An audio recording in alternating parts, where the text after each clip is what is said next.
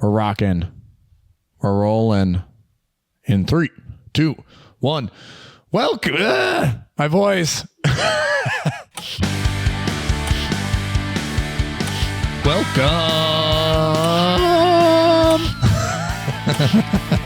to the MoxStars podcast.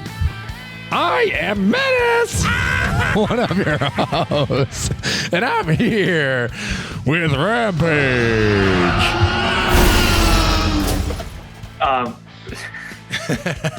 My voice appears to be doing a lot better than yours.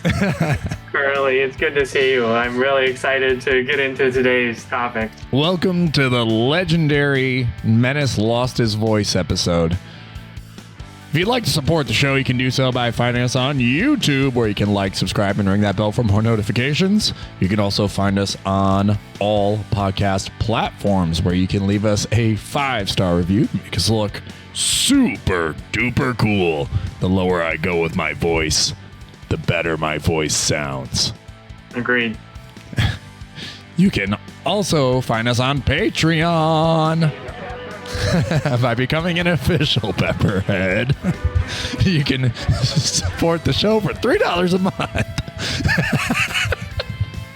I'm going with it. We're rolling, baby. I'm not holding back. It sounds perfect. Yeah, you can have your name turned Dr. Pepper Red on the Discord server for $3 a month. Support the show like Gabe, McOyan, definitely Jeremy, Mono Greg, Ravenlift, UWP Quirt, Will Rule, Poolboy Barry, Baby Anthony, Ryan G, and Adam. Thank you all for your support. And if you would like to support the show even further, jump on the Discord server and, help us out there as well. Join the community. Jump in on Wednesday Webcam Wizardry, where you can earn pepper points, redeem them for tokens. We have our 2 new tokens. We have the Monarch and the Goblin now available. I think that is the appropriate amount of plugs to start the show. Yeah, no, that sounded perfect. I hate asking more questions in your current condition. But I do have one, and it is, what is the deal with the Patreon noise? Whenever you introduce our patrons, you do a great job, and you play this clip. Yeah, this one. Which is something I've never heard by itself. Can you dig into that a little bit more? Yeah, so we're the number 1 podcast on the internet for Magic the Gathering and Dr. Pepper, if you didn't know. So this is the clip, if you're all listening. And it's pretty quiet, right? What it is because we are a show about Dr. Pepper, it is actually one of the original, it is a sound clip from one of the original commercials for Dr. Pepper called Be a Pepper. And so I pulled it up on YouTube. And if you're listening via your podcast platform, I'm going to play the song for less than 30 seconds so we don't get copyright infringement. And this is what it's from. I drink Dr. Pepper, don't you see? 'Cause it's the perfect taste for me. That original taste, is making peppers everywhere I go. There's boating peppers, toting peppers, cooking peppers, good-looking peppers. Wouldn't you like to be a pepper too? Us peppers are an interesting breed. An original taste is what we need. Ask any pepper and he'll say. I think that's about all I can legally play. So it's a really cool song. When it gets to the end, that's when it's like, be a pepper, drink Dr. Pepper. Be a pepper, drink Dr. Pepper. And so I figured that was a great way to represent our community. Be a pepper head. Be a pepper head. I think even in that short little clip, I heard the word pepper at least 23 times. Yeah. I love the old kind of folksy, vintage Dr. Pepper style there. Yeah, this is David Naughton is the guy on the thing at the time, incredibly famous. So it was a great way to get the word out about Dr. Pepper. And it's a great way for us to get the word out about our Patreon platform. So, So if you like to support us on the Discord server, $3 a month. Name turned Dr. Pepper Red. My other question, again, I feel terrible doing this, but I heard a rumor. A small flight-filled bird told me that there is another token on the horizon. Oh, if you weren't aware, this last 2 weeks ago, we've officially announced that we have our Goblin and Monarch tokens available. They're beautiful because Death Milk Designs never misses. We work together on these. We go back and forth and make these tokens together in tandem, but we have finished another token. We're proud and excited to unveil it. So check it out on YouTube. Jump in at around, 8 minutes into the show and you'll find it. We are announcing our full-scale zombie token. So there's a little bit of a backstory behind it. The zombie token itself, there's this movie, right? It's called The Cable Guy, right? And if you are familiar with this movie, it's a Jim Carrey film with Matthew Broderick, where he moves into this new apartment after splitting with his girlfriend, and he needs the cable installed. And so he calls the company, and this guy shows up super quick, and he's like, "Oh wow, that was incredibly fast," right? Installs the cable, and the cable guy, Jim Carrey, is like, "Hey pal, we should be like best buds and stuff." And so he starts haunting him. He starts obsessing over him, and they become friends. It's very normal. They hang out a couple times, and he's like, "Man, this guy's really cool." And then it turns into somewhat of a horror film, and there's this nightmare that he has after experiencing this, he's just popping up everywhere in his life. And so back onto YouTube, I'm going to play this small clip, which inspired the token, because the zombie, if you can see on screen, is looking back at you through the peephole in your door. That is what the card and what the artwork is embodying. You have heard something outside of your door, and you run up and you poke, you look through with your one eye, and this is looking back at you. So the nightmare scene is pretty awesome. Take off! See ya! Bye! So that's the whole scene. It's hilarious. The movie's really great. If you've never seen it, you should definitely go check it out. But if you want one of these zombie tokens, jump on the Discord server and send me a personal message and with how many you'd like. We're doing $3 a token up to 10. So once you get to 10, it reduces the cost down to $2 per token. So 10 tokens, $20. Otherwise, $3 a piece up until that point. They're super rad in foil. They're going to pop. I'm really excited about this design. We're working on a few others, including food and trigger tokens. So those are down the pipe. I don't know when those will be done, but we did get a lot of work in this last couple of weeks to make this zombie token happen. So it's really awesome. I love talking about it. It looks great. The token looks very good. It came out, you and I were kind of talking about your vision for these long ago, and this knocked it out of the park. I was a little on the fence about the MP3 player, but it really it ties it together perfectly. I think the swords on the Goblin token, how they're just a little bright blue highlight. This does this same exact thing here, and it looks very nice. Yeah, I think it procs a lot of questions, and it draws the eye all around the image. But it does provoke the question of one, where'd this guy get these sick headphones? Two, how does his iPod still have a charge? Is he charging it at night? He's a very conscious, smart zombie, responsible as well. He can't go out about his day without listening to a little bit of Pearl Jam or, some Foo Fighters and whatnot, the like. Yeah. So, maybe it's solar powered. Does this zombie have a name? Is there a maybe a friend you made in your past that you started hanging out with, and then, they kind of always wanted to hang out and you didn't want to hang out with them anymore? Oh, it's you, man. Oh, okay. Yeah. I'm kidding.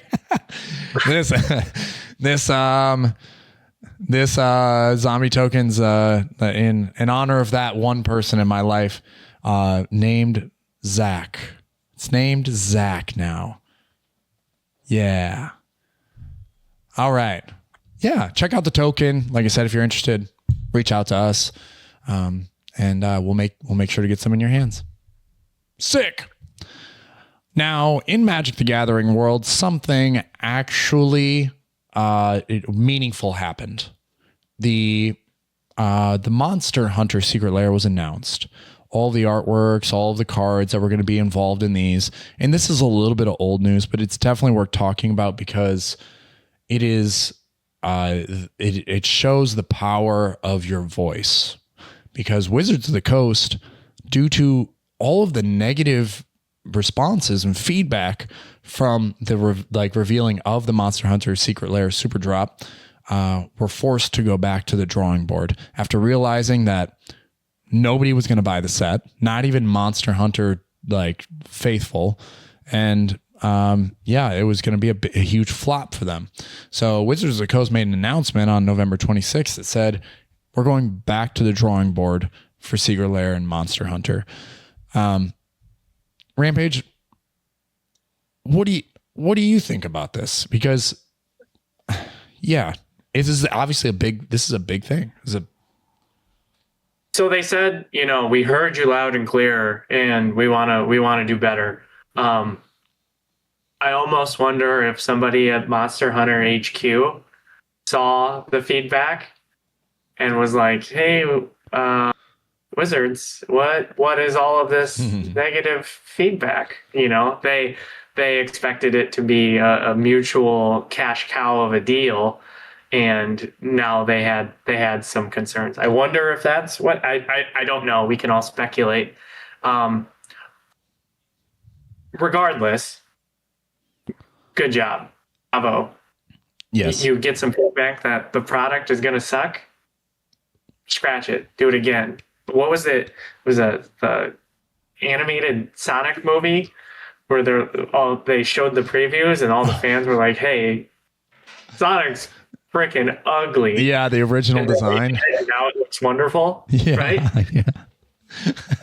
It's like a blurst image, just absolutely hard. It was hard to look at and hard to imagine that it ever got approval in any way. Yeah. And that's kind of the same way I felt about the Monster Hunter thing. It's like, oh, you're just going back to the well with stupid cards that reskinned, whatever, and just don't have any impact and aren't actually interesting to the players. So it's great that they're going back to the drawing board. Now, you're probably right. When I think about the Monster Hunter, someone from that board probably came over and was like, yo, these suck. And they're on Reddit. They see all it's free feedback. Yeah. And the thing is that when a Secret Lair or when a crossover is done right, it boosts both businesses. So in this case, Wizards of the Coast was acting selfishly, with their design. It's like, oh, it'll sell. Don't worry. But it does nothing for the Monster Hunter community because it creates no engagement from people who didn't play Monster Hunter in the past or aren't understanding of the cards or the artworks or anything like that. But if you create valuable reprints that are attached to these reskin cards, then I would be much more obligated to check out Monster Hunter. Be like, oh yeah, they recreated I'm not sure if there's a character in Monster Hunter that would fit the bill, but they reskinned Hepatra. And so Hepatra finally gets another printing, right? And then I would be like, oh, I should go check out that character in Monster Hunter. They've just become my favorite character of all time. Yeah. There is the potential for that for certain elements. So this is a big deal, whether you want to, you've already read it and moved past it and have gone about your life, enjoyed Thanksgiving, and now are looking at buying Christmas presents and stuff like that, don't forget that this happened, because your voice does matter. And get on Reddit, get on whatever social media platform you can. And if something sucks and Wizards of the Coast is producing it, scream at them, yell at them, say this sucks, because it's the only way it seems to get anything to actually happen. Like, there are certain things that we can't change. I think that they've already, all these sets coming down the pipe, they're already in development. They've already been developed. They're probably already at print. They can't change that. But these little super drops and these little things like this and that, events that show up, ban listings, like stuff like that, we can actually change those things. Badgermole Cub should have never been created, but we need to ban it. So get out there, say this sucks. I've been saying it sucks the whole time. Not that it's bad or not a powerful card. It just sucks for the atmosphere and the environment of a constructed format. Yeah. Two quick notes there. One, they can't do this every time. Obviously, something comes out, call it backlash. They can't do this every time where they're like, okay, actually, we're going to scrap it. Like you said, things are in development for many years. But it is cool. All right. So you got to communicate a whole bunch of stuff. And now you get the chance to hear all that feedback and action all of that feedback. So whether the pushback was, oh, they didn't pick the right monster, or, oh, they left my favorite monster out, or, the cards weren't strong enough, they could be on a different card, whatever. You can totally restructure your super drop to meet the needs that you just got all of that feedback on. Yeah. It's a unique opportunity, and I will be interested to see if Monster Hunter 2.0 is insane, is awesome, because they had almost perfect information going into that production. Yeah.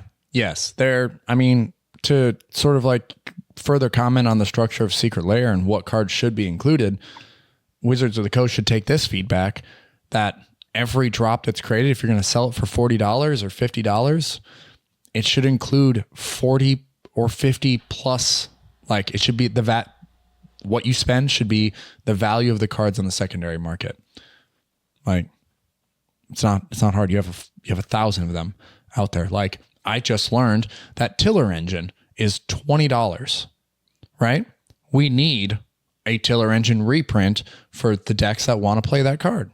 And you would sell a crazy amount of Secret Lairs if you included things like Tiller Engine or Amulet of Vigor both into the same one.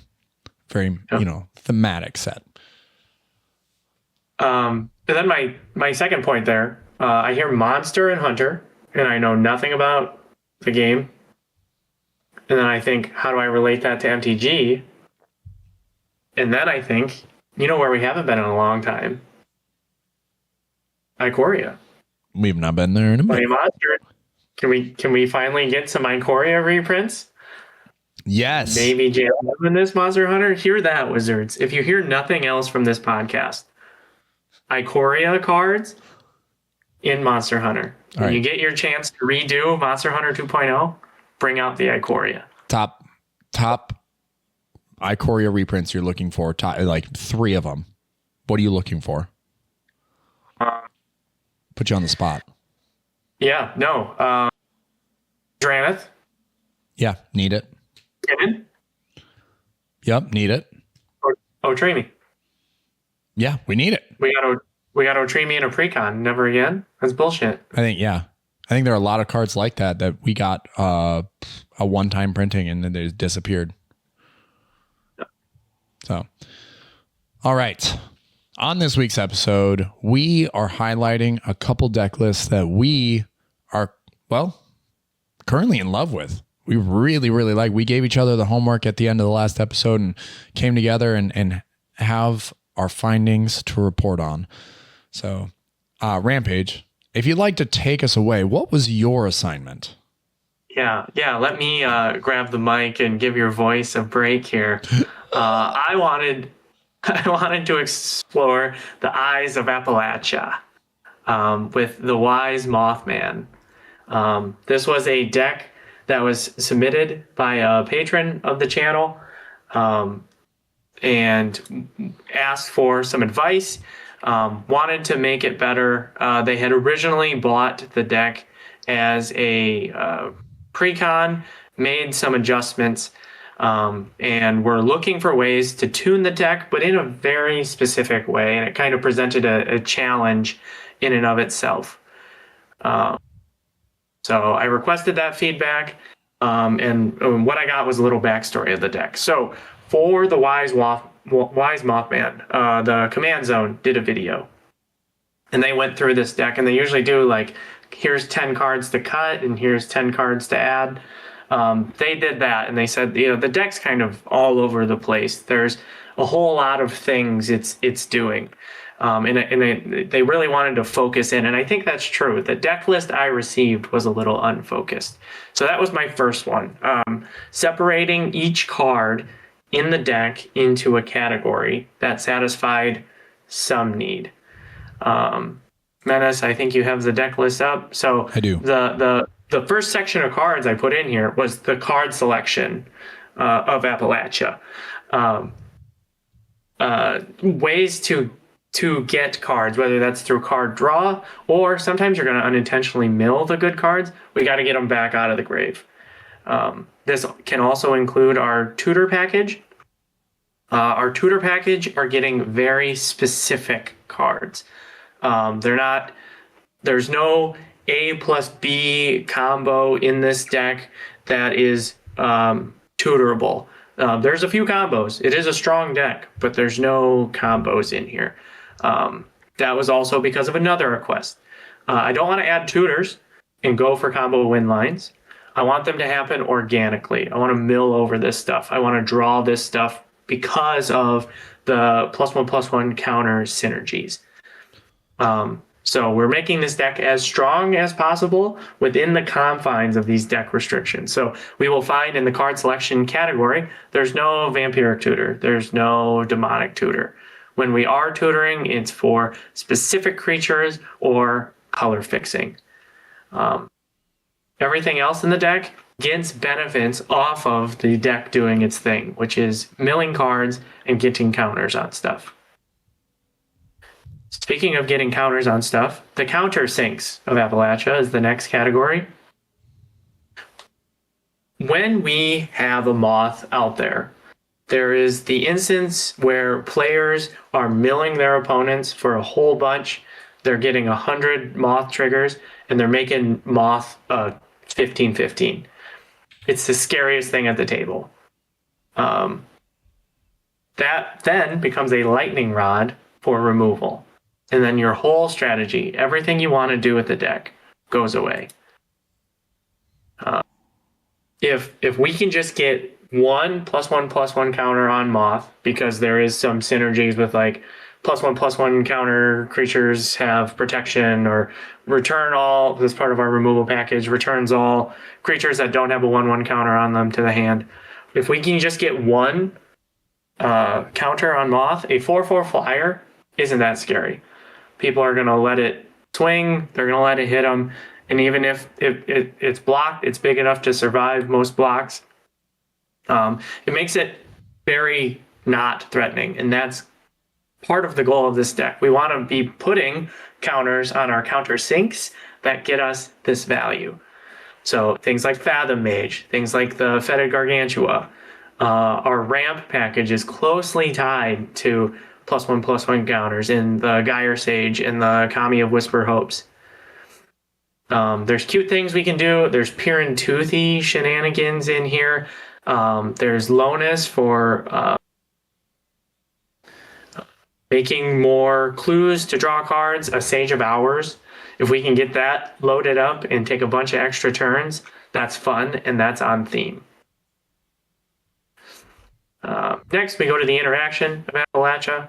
A small package, 8 cards, but 8 cards that definitely have a meaningful impact on the game. The only card, probably the card I dislike the least in this, is the Assassin's Trophy, because it's just generically good. Whereas everything else, the counter spell, on theme. The protection spells, on theme. The Wave Goodbye was the card I referenced earlier. Return each creature without a +1/+1 counter on it to the owner's hand. So you get a one-sided board wipe, essentially, because you know you have this in your hand, and then I think there's like 28 creatures in the deck. Whatever you got on board's got at least a 1/1 counter on it, because that's doing what the deck wants to do. Thoughts there on what we've covered so far, Menace? Yeah, this is this is going for bracket 3. Attuned 3. Yep. So we're not trying to combo out a win. If it does combo out a win, it's on turn 7 or 8, which falls right into 3 category, but a powerful 3. Yeah, out of everything that we've talked about so far, or that you've shown us, what are some of your combo lines? Combo lines for sure. Okay, so Danny Pink is very good because it can get you to draw cards. Any card draw option that also includes the Fetid Gargantua, that also includes the Fathom Mage. Yep. Combo with an enchantment that I'm scrolling to find under the Mill of Appalachia, a Psychic Corrosion. Whenever you draw a card, each opponent puts the top 2 cards of their library into the graveyard. So they mill, moth triggers, you put a 1/1 on something. Draw a card. It's non-deterministic, so you actually have to play it out, because there's always a world where they mill like 2 lands. Yeah, out of the 6 cards that go, there is a chance that your opponents each mill 2 lands. Yep. Other combo lines, Mind Crank, Sir Conrad. That is 2 separate cards. I wasn't telling you to do anything. Mind Crank is a magic card, and Sir Conrad is a card. Here, before we go any further, go ahead. Like, we're covering the lands of Appalachia, and we'll get down to the mill. Yeah, like all that good stuff. The mill. Yeah. That's why we play the deck. We're not trying to. I think in a moth list you could do food chain stuff, right? Give your opponents infinite rads, and then win the game. Mm-hmm. That's kind of like what the high power Sultai lists are doing. You could also make moth huge, because it gives itself +1/+1 counters. You can just jam that at people's faces. This deck wants to win via mill, and mill in Commander is historically not a good option. 100 cards, and then there's always the land where you have an opponent on a Eldrazi Titan that's going to shuffle their library back in, right? Yep. But mill is definitely the goal of this deck, which helps it to comfortably sit into that like high 3, low 4 category. All cards famous in mill decks. The Altar of Dementia can also combo. If you have give me a second, I'll find it. No worries. Yeah. Herd Baloth. Whenever one or more 1/1 counters are put on the Herd Baloth, you make a 4/4. So if you have the Altar of Dementia, you can sack the 4/4 you just made, mill 4. Chances are there's a thing in there, and then if Moth triggers, you can put another 1/1 on the Baloth. Yeah, I like that a lot. Mill everyone. So generic mill stuff, Alter the Brood is good. If you can just find a way to mill stuff and then put a 1/1 on your Basking Brood scale, you'll have another permanent enter. Again, all of these work as synergy pieces until they win you the game. So you're driving value out of these things from the beginning to the end. The last 3 cards, the payoffs of Appalachia, are the reasons we play the deck. These are how we want to win the game. Either Sir Conrad, milling everyone. These are what the creature tutors are for. Mm-hmm. So for like the Invasion of Ikoria or the Finale of Devastation, we're doing that for 5, or we're doing it for 3. Yeah. Most creatures in the deck get you both of these off the Eldritch Evolution as well. But if we can get like a Mind Skinner out, we're just punching people in the mouth. we're milling a chunk of cards instead of dealing the damage. And now we're getting even closer to that deck out win con. Then we go into the ramp. I made sure we focused on 1 and 2 mana ramp spells, so that when we need to, we can turn 3 the commander. That was my focus, just to make sure we can turn 3, get the mills going. And if not, this is the biggest chunk of the deck, 19 ramp spells.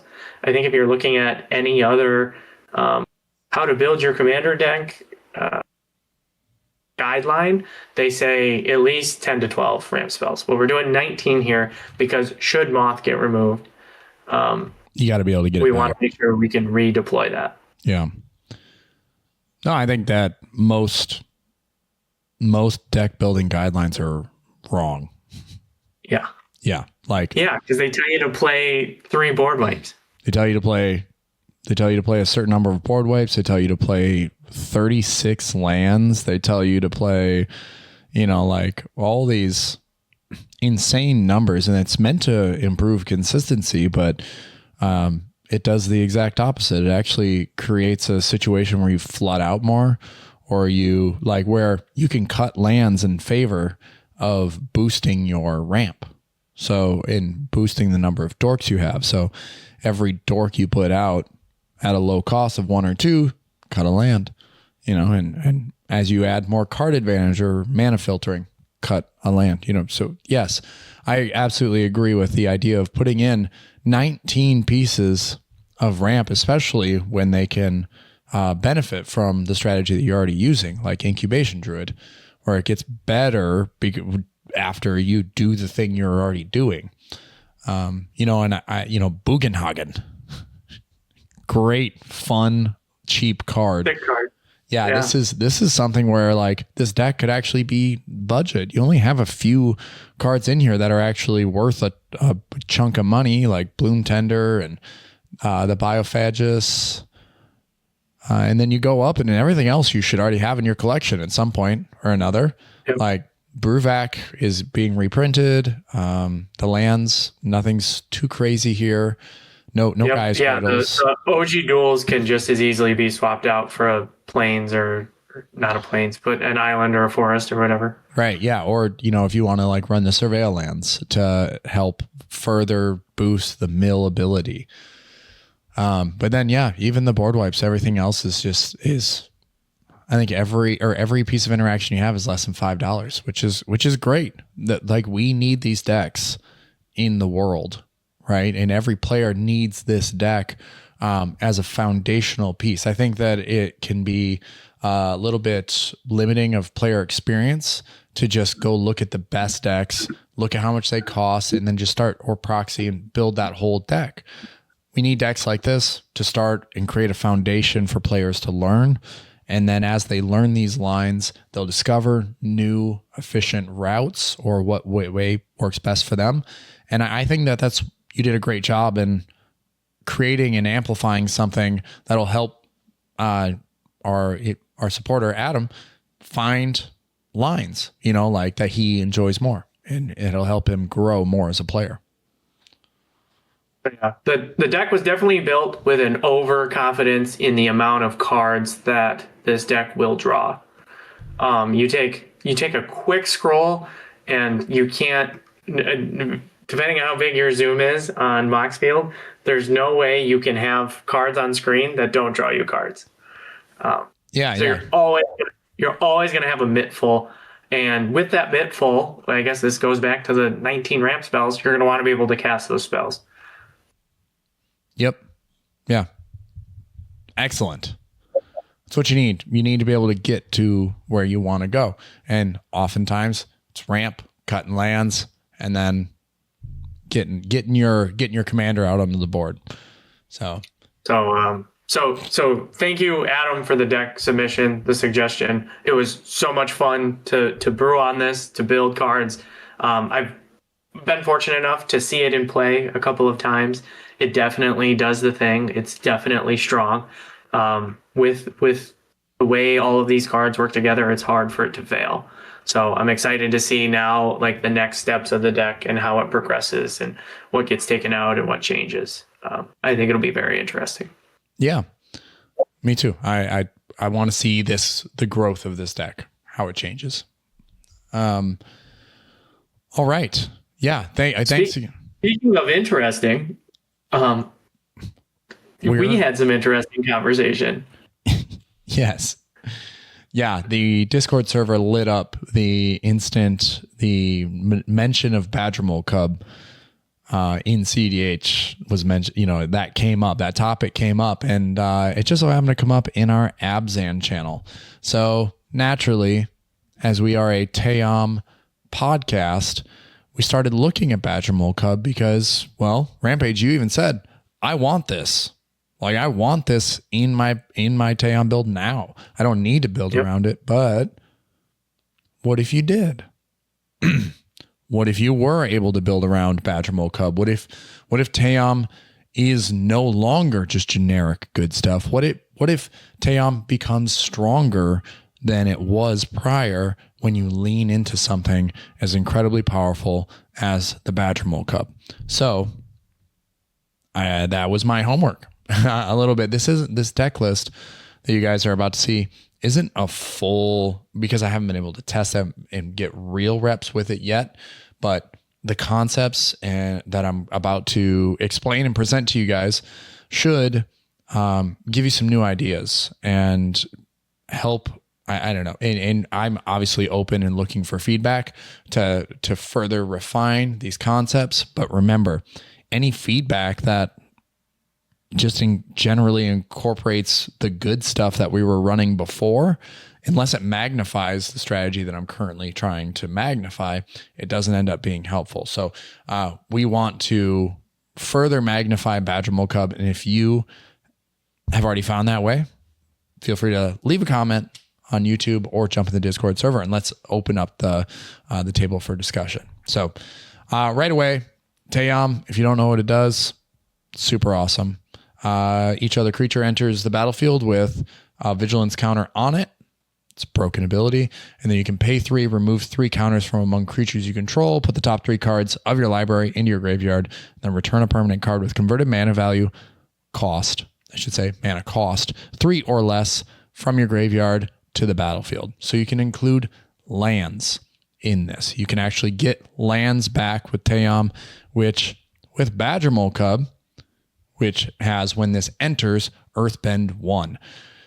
Now, Earthbend's a pretty crazy busted mechanic. Not only does it put a +1/+1 counter on a land you control, it turns it into a creature, it gives it haste, and it gives it the ability that if it were to die or be exiled from the battlefield, you return it to the battlefield tapped. I pause you there for a second. In your sentence, I heard creature, counter, and mana. That's what you were describing in that Badgermole Cub. Yes. That's very interesting. Those are Tayam's favorite words. The 3 things Tayam needs to function. Yeah. So Badgermole Cub also says whenever you tap a creature for mana, add an additional green. So when we look and we see Badgermole Cub, we have Elves of Deep Shadow, which gets you a black and a green mana now. Avacyn's Pilgrim, a white and a green. Bird's Paradise, Delighted Halfling. Devoted Druid even gets you additional mana, which is kind of crazy. And Sanctum Weaver obviously is in this list. So Fabro Elder. Now, there are some really interesting things that can be done with Badgermole Cub, including a sack outlet, Sylvan Safekeeper, and a few other things as well. So in the Discord server, we're talking about Gaia's Cradle, Sylvan Safekeeper, and Badgermole Cub sort of giving you infinite mana as long as you have 3 creatures, right? So if you control Tayam, the Sylvan Safekeeper, and then you can recur the Badgermole Cub over and over again, you can continue to turn your Gaia's Cradle, which give you 4 mana, into a creature that has haste and tapping it, sacrificing it. You can even reanimate the Gaia's Cradle with Tayam's ability to bring it in untapped. So There's some really cool lines here with this, but the focus is on landfall now. So we've included Aftermath Analyst here, which 2 mana enters the battlefield and mill 3 cards. That is half of what Tayam wants to do. So we have redundancy, an ability here that'll help us still promote our game plan. And you can pay 4 mana, 3 and a green, sacrifice Aftermath Analyst, and return all land cards from your graveyard to the battlefield tapped. Well, Menace, why would you want to have all of your lands returned to the battlefield tapped? Well, we're going to do our best to make sure that doesn't happen. Because we're running cards like the aforementioned Tiller Engine, which if you missed this is from Dominaria United Commander decks. It's 2 colorless mana for an artifact creature construct, so it's going to enter with that vigilance counter if Tayam's already on the battlefield, and says whenever a land enters the battlefield tapped and under your control, choose one. Untap that land, tap target non-land permanent, or tap target non-land permanent and opponent controls. Most of the time you're going to untap your freaking land. So this, in combination with Badgermole Cub and the sack outlet we were talking about, now I'm becoming the conspiracy theorist. I'm pointing to dots and pins and strings on a board. But this is what Tayam does. Tayam generates an incredible presence on the battlefield, and it just accumulates. And when you're thinking, oh, it's all 4 pieces, well, all the pieces do the same thing. And they will eventually amass, and you will eventually get there. Generate mana, generate counters, generate and activate the ability. You will put them together. Tayam will allow for that. So Badgermole Cub, Tiller Engine, Sacrifice Outlet, whether it's Sylvan Safekeeper, whether it's your Carrion Feeder, whether it's Bartolome del Presidio, which, by the way, that's the only way to pronounce it. And it's not Bartolome. It's Bartolome. It is the correct pronunciation. Every arena creator kills me when I hear them say it. So I'm using my soapbox to correct the mistakes, the injustice to Bartolome. All right, Tiller Engine, yes. Lumra, we're putting in here more redundancy with Aftermath Analyst, and especially with Sylvan Safekeeper, with the ability to just sacrifice everything, flicker or reanimate. Lumra with something like Animate Dead or Necromancy.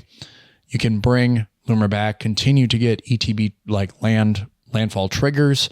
We're also playing Amulet of Vigor, or in conjunction with Urza's Saga. We're trying to get that onto the battlefield. We're trying to get one of these effects that allow our lands to come in untapped onto the battlefield. Since we are in Sanctum Weaver colors, we're playing it, obviously, so we need enchantments that are going to instigate and support that strategy, so that Sanctum Weaver can be the thing that taps for activations. We're also playing Spelunking, another one of those effects that allow your lands to enter the battlefield untapped. Also, when it enters, you draw a card and you can put a land from your hand onto the battlefield. So additional advantage on top. Well, I've been one lately to also criticize the number of lands that are played in a deck. And so I've boosted the count. This is the most lands I've played in a deck in years. It's 29. Crazy, right? Absolutely insane. Including 2 of each basic land type. So forest, plains, and swamp. Because, Badgermole Cub kind of goes crazy when you can use Earthcraft to additionally untap. You can untap target basic land. If you Earthbend one of your things, you can start tapping your other creatures, untap your Earthbent, and then you're getting 2 mana for each creature that already exists on the battlefield. All right. Recenter, refocus. We've talked about lands. We've talked about them entering untapped. We've talked about the power of Badgermole Cub and how to instigate that strategy. Well, what happens when you're building a landfall deck that exclusively wants to generate value through those means? Well, now Lotus Cobra becomes even better than before. You can also lean into, Scoot Swarm even more. Scoot Swarm is an all-time Tayam card, and for some reason it has been being flexed out of decks when it shouldn't be at all. Like, I'm a staunch believer that Ashnod's Altar should be existing in every Tayam build regardless. And so Scoot Swarm, if you're playing Ashnod's Altar, if you're a believer like I am, you should be playing Scoot Swarm, because it not only does it present you with the ability to generate additional bodies to create additional creatures, but that those additional creatures, after you get past 6 lands, start to, grow exponentially.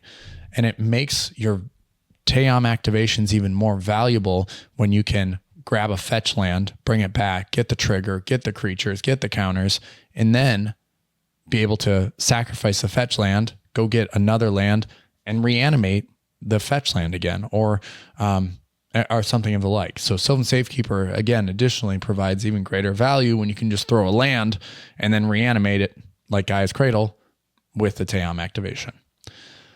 We're also playing Springheart Nantuko, which leans into our Enchantress builds.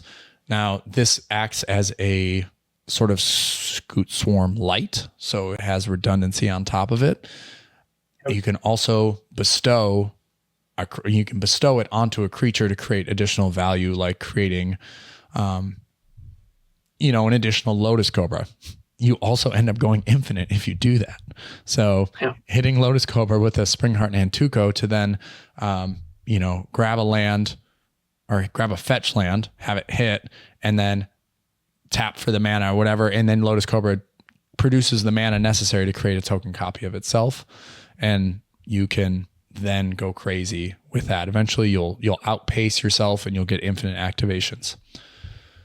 On the Spring Heart, it also combos with Lumra. So should you have some sort of untapper on board, that's your whole grave and a whole bunch of mana on the battlefield. Yep. Yeah, you can.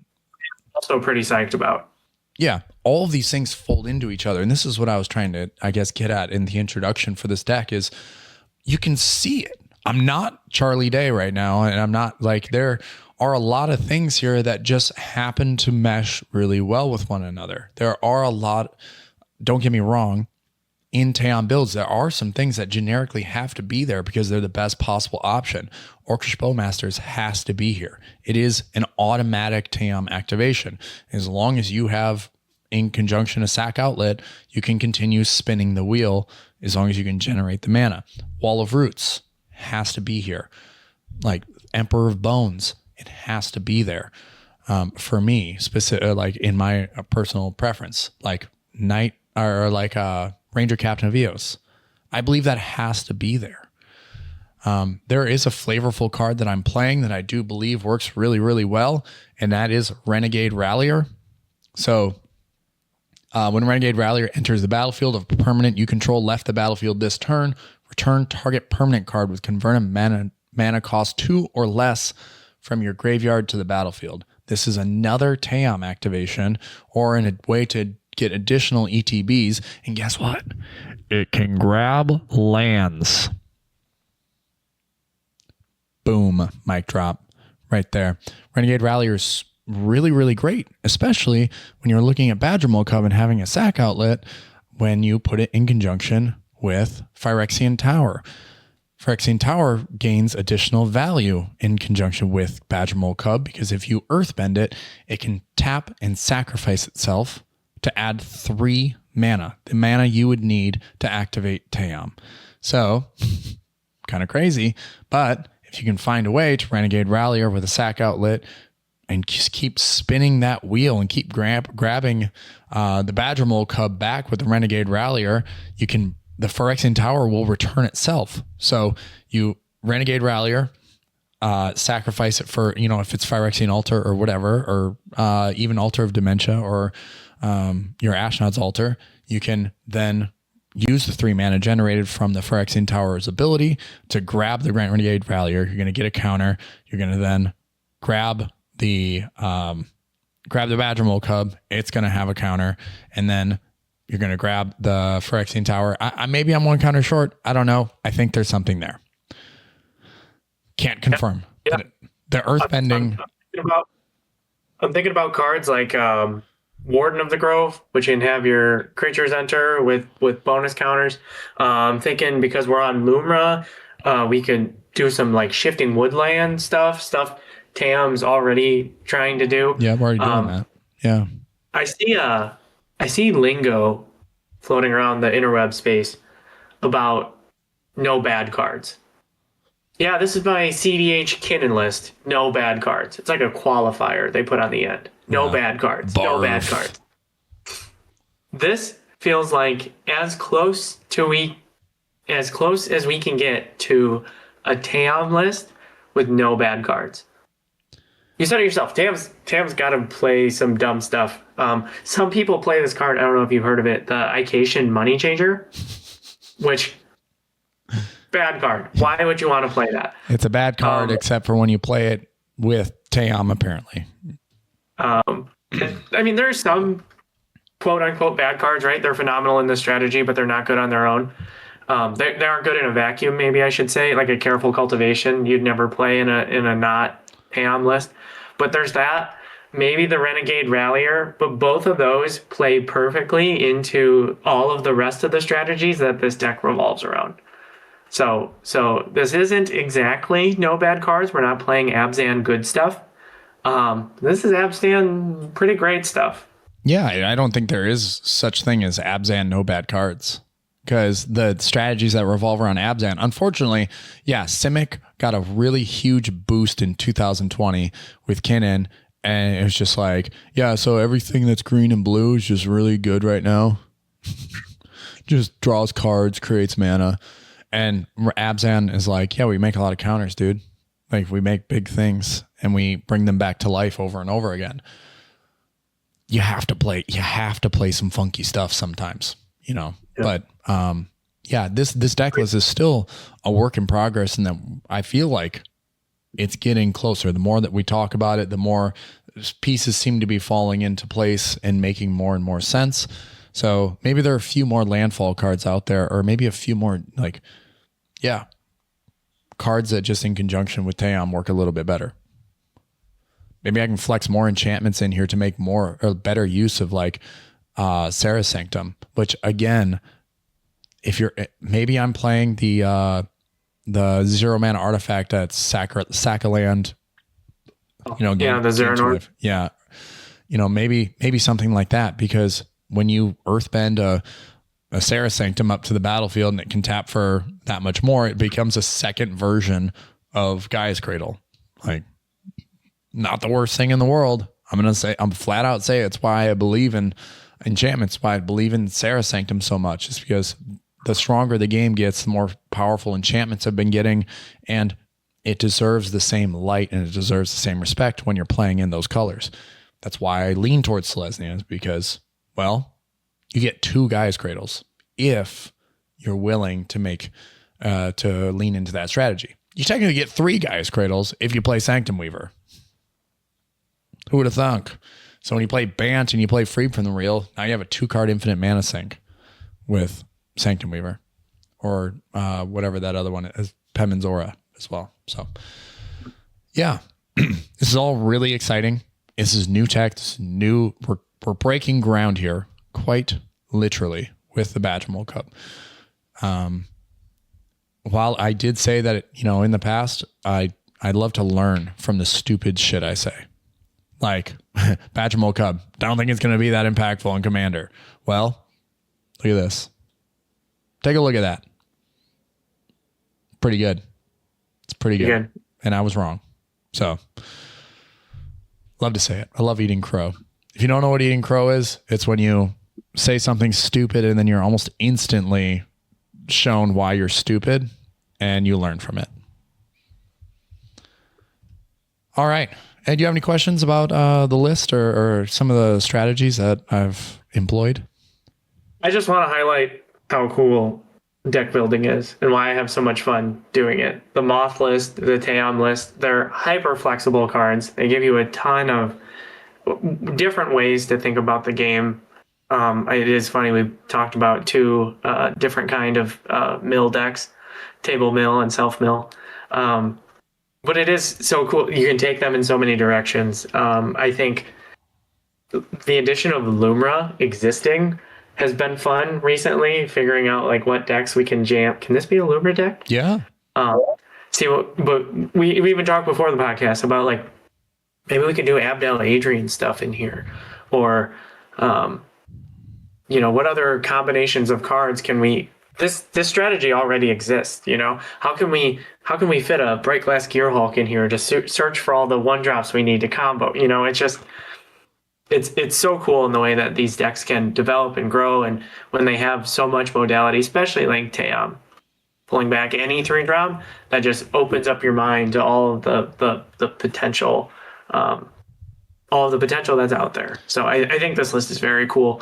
Pivoting away from the typical stacks option that you see on Tayam list and going for a more fun lands-based strategy is very cool. Yeah, and I let me preface or let me finish this this build by saying that I pulled the cards that I want to put back in on purpose. Like I pulled Grand Abolisher and I pulled a few other things out of there on purpose because I need to find, and this is a great deck building practice, is while you might have your staples and you might have the things that you lean on a lot, pull them to test the new strategy. And then when you find the most efficient path to that new strategy, cut the fat away and replace it with the pieces that belong in the deck. Like Grand Abolisher belongs in the deck. It just at the highest levels of competition. If you want to play this at cEDH, like in cEDH, you do need a Grand Abolisher to keep people off of your turns. There's nothing like an end step activation for a Grand Abolisher from Tayam to just seal the deal. It's that valuable. So, eventually do I realize that, the Animate Dead, Leonin Relic Warder line that still exists in the deck, is that too cute? Do I cut that? Or are some of these lines with Badgermole Cub not really that effective? And am I now just using it to magnify the the upside of dorks and earthbending, where like also earthbending puts a counter on your on your land. If you pull that counter off with Tayam, the state-based action will happen where the land will die and it'll return to the battlefield, giving you additional triggers with whatever else you're playing. So I'm also looking at other landfall cards that could help, if just earthbending 1 is powerful enough on its own. But in the meantime, we should be playing, like, we gotta see where the ceiling is. So we have to throw some of these crazy things in here just to like see how high it can go in the likelihood of assembling it. So you got to test it. But I had to pull some of those like classic staples out to make that happen, to see if it could happen. It's funny how all of this started because somebody once said Badgermole Cub ? in a chat. Yeah. And this is what it became. Yes. Yeah. No, it's those little things. And like you jump in, if you guys jump on the Discord server and just, you never know when like one sentence that you throw out there, one question you throw onto the Discord server is going to turn into a 30-minute discussion of that one question. So, hopefully I didn't talk for 30 minutes on that. But if you did, I'm glad it happened. Yeah. Scoot Swarm, super underrated. Please keep playing Scoot Swarm if you're playing Tayam. Oh, and I also put in Force of Despair. It should belong in here, and I'm starting to believe in it more and more as I start to see results pop up and I start to see what decks are winning.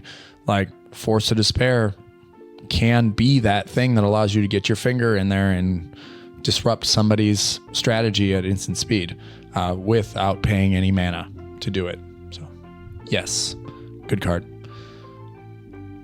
Good cards deserve good shout outs. Final thoughts, Rampage, on today's episode? Deck building. We need more deck lists sent to us via Discord. Please continue to do so. Yes, sir. Yes, sir. All right. This has been the MoxStars podcast. You can support us by finding us on YouTube, where you can like, subscribe, and ring that bell for more notifications. You can also find us on all podcasting platforms, where you can leave us a 5-star review to make us look super duper cool. You can also find us on Patreon to become a pepperhead and support us for $3 a month. have your name turned Dr. Pepper Red on the Discord server. You can also reach out on the Discord server to either share your deck list or acquire any of our sweet new tokens, the Monarch, the Goblin, or the new Zombie token, Zach the Zombie, a 2/2. I didn't realize the alliteration until just now. Yep, Zach the Zombie. Good for all of your sacrifice decks. Whoa! Nice. All right. Yep. And we'll be back next week, hopefully with less, with a more, a stronger voice, a healthier voice. And yeah, thank you all for listening to the MoxStars podcast, the #1 podcast on the internet for Magic the Gathering, Dr. Pepper, Tayam deck lists, Mothman deck lists, criticism of Wizards of the Coast, zombie tokens, monarch tokens in general. We make the sickest merch out there. Yeah. If you didn't know, that's a show you just listened to. We're out of here. Peace.